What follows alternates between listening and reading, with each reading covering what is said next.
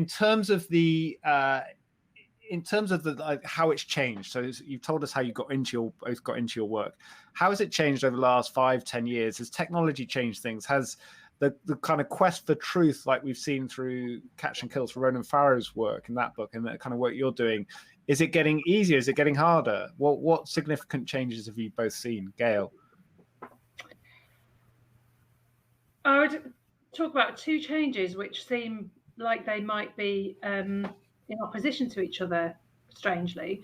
So what Chloe was saying there, increasingly there's collaboration on stories, I would say, not just within institutions like the BBC, but even globally. We've done some things based on various leaks, which you might have seen, like the Paradise Papers and things like that. Yeah.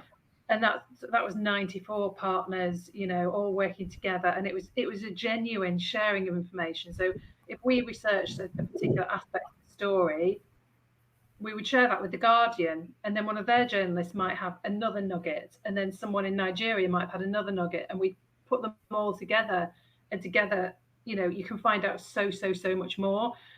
And I think traditionally, investigative journalists have been very much, this is my story and no one else can have it, and I'm not going to tell anyone because it will be stolen. And I think increasingly we're going away from that and embracing working together. On the flip side, they're not related, but I think things have got harder in that people are now more savvy in terms of the people that you go after. I think we've seen probably a much more litigious situation. We get lawyers' letters on nearly every programme trying to tell you to do what you're doing.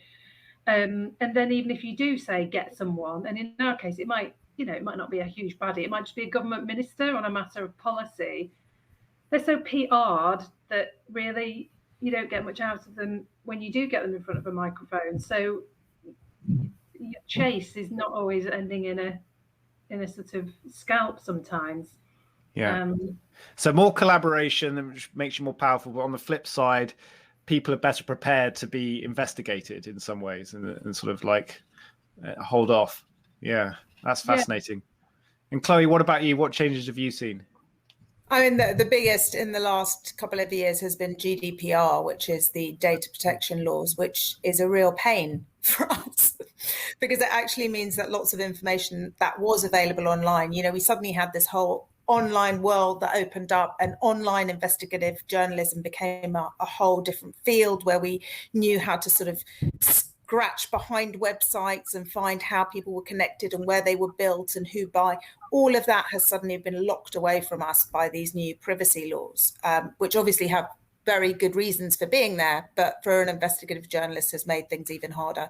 So in a way, it's what Gail was saying, was that people are getting more and more savvy to what information about them is available out there, and they're locking down the hatches a lot more, and it's getting more difficult to piece things together online, I think.